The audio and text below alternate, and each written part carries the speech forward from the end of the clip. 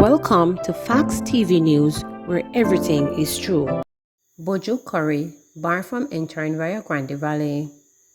Reporters have been informed that the international reggae artist Puja Bonton was barred from entering the upper Rio Grande Valley, where the Moortown Maroons are expected to hold an election yesterday. Reporters understand that the entertainer was stopped and questioned at a security checkpoint in fellowship by members of the security forces, who then refused him entry. The commanding officer for the Portland Police Division, Senior Superintendent Kenneth Chin, has confirmed that the artist was stopped at a checkpoint. He was, however, unable to provide additional information about what transpired between the reggae artist and the lawmen. He told reporters that he would try to get more details on the situation. However, a police source told reporters that Bonton, whose real name is Mark Murray, was stopped along with an entourage traveling in a bus.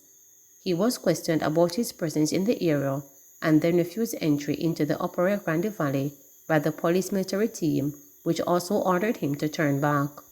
Reporters were also informed that a similar warning was issued to Chief of the Accompong Maroons in St. Elizabeth, Richard Curry. Earlier yesterday, he was reportedly intercepted at an undisclosed location by members of a police military team. Anxiety is growing in Maroon Town, which is located in the Upper Rio Grande Valley in eastern Portland. An 18-year-old member of the community, Lamora Dillon, is seeking to unseat Colonel Wallace Sterling for leadership of the Moortown Maroons. Sterling has led the Maroons in that section of Portland for over 30 years. However, the Moortown Maroon Council has reportedly not sanctioned an election, leaving Maroons to wonder whether the election will be held. Manhunt launch for a man who shot another during party dispute in St. Mary. Police are now searching for a man who allegedly shot and killed another during a dispute in Stewarttown, St. Mary on Sunday morning. Dead is 27-year-old Jermaine Barrington of a Stewarttown address. Information reaching reporters is that Barrington was at a party in the area about 1:30 a.m. Sunday when he and a man were involved in an altercation. Patrons at the event reportedly intervened and the man left. Further reports are that sometime later, Barrington and the man became involved in a second dispute at the event, during which the latter allegedly pulled a firearm. Barrington reportedly received a gunshot wound to the upper body. His attacker fled the scene. The wounded man was assisted to hospital, where he died while being treated. His death brings to 18 the number of people murdered in St. Mary since the start of the year. Defiant residents still using compromised bridge. Residents of Woodsville in Hanover continue to defy orders by the authorities that the badly compromised bridge be closed to vehicular and pedestrian traffic, claiming that the alternative routes are not feasible. The bridge, which was damaged during recent rains, was ordered closed on April 21 and caution tape placed across both ends to prevent its continued use. However, the tape has been removed by residents, who contends that it still remains the most suitable route to get to Lucy, the parish capital, or Savannah Lamar in Westmoreland for school work or business. There have been some amount of haggling between the National Works Agency NWA and the Hanover Municipal Corporation HMC as to which of the two entities was responsible for repairing or replacing the damaged bridge. Lucy Mayor Sheridan Samuels and Hopewell Councillor Devon Brown, in whose division the Woodsville area falls, also ordered that the bridge be closed after visiting the area. A load of mall was also ordered to be placed to block both ends of the bridge to prevent further access. However, when the truck arrived with the mall, it was commandeered by the residents, who used the mall to instead patch potholes in the vicinity of the bridge. If we have to go up there with the police, we will, but the bridge has to be blocked with mall, a paved Brown reported, adding that the mall could be used to order to prevent the use of the bridge. When contacted, Brown told reporters that he ensured mall was placed at both ends of the structure, as well as two signs indicating that the bridge was closed. Funny enough, by the time we left there on Wednesday, I got a call that residents are clearing the mall from the road, Brown stated. They are complaining that they have no other choice, but the alternative route is in despair, he stated.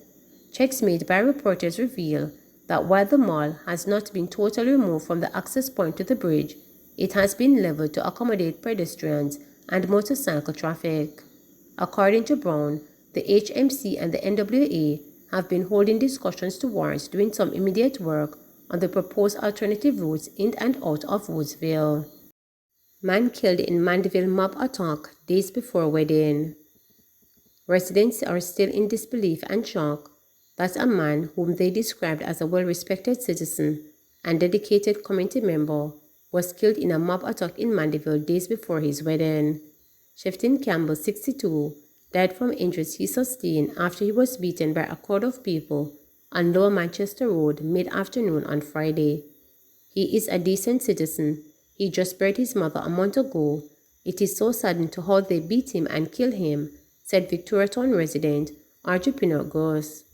His death sparked protests in southern Manchester on Saturday as residents used debris and downed trees to block sections of the main road in their community. Residents said the father of three had just left his common-law wife in a nail salon when the mob attack started. A man who identified himself as Patrick, otherwise called Chicky, said the residents want justice. The lady, him common-law wife, just fly down to get married. She was across the road doing her nails. The man parked him van to go across the road to get some stuff. He had a lot of cash on him, and they beat him and they took away the cash. So I want to know about all that cameras in Mandeville, he said. A video, which went viral on social media, shows Campbell lying on a sidewalk surrounded by a crowd, hurling robbery accusations. They didn't show us when other citizens were beating the man, so we want the police to locate all the cameras in Mandeville in their investigation to find the real culprits, said Patrick. Campbell's neighbor, Nicole Stewart, believes his death was a case of mistaken identity. I have known him for over 45 years. I have not known him to be a criminal. I have not known him to be in any wrongdoing, so it was surprising Friday when I got a call to say Mr. Campbell was killed in Mandeville, she said. I thought that they had robbed him and killed him, but further I found out that citizens mobbed him claiming that he was a robber, she said. I think it was a case of mistaken identity. Residents have criticized the police for handcuffing Campbell before he was taken to hospital. Police handcuffed the man, and the man telling the police that he's diabetic and it is tight around his hand, said another resident, Vera Brooks Hudson. Another resident blamed the police for Campbell's death. Police responsible for the man's death. The roadblock not stop until we get justice, he said. However, head of the Manchester Police Superintendent Lord Darby on Friday explained that officers were on foot patrol in Mandeville when they saw the crowd. The crowd accused the man of stealing, and the police realized that he had blown around out the ear of his nostril, said Darby. He said the police took Campbell to the Mandeville Regional Hospital, where he died while undergoing treatment. He made an appeal for anyone with information that can assist in the investigation to contact the police. Councillor Claudia Morant Baker, First Division Jamaica Labour Party, said she knew Campbell well. He was committed to this community. When you hear the people venting, they have to vent, because to me Victoriatown lost a legend, a good and humble person, she said. She said hospital staff did everything they could to save his life. When I spoke to people at the hospital and they told me that they did everything possible to try to resuscitate him, I cried. It hurts to know that a father, friend and brother is gone because of a misunderstanding, she said. She is appealing to citizens to refrain from mob attacks. I want to tell the residents that when these circumstances arise, let the police do their work. Don't take matters into your hands. Because of that now, an innocent man's life is gone, she said. She said Campbell was a member of the Victoriatown School Board. We are all crying because we know the value of this man. He serves on the school board. He serves his community.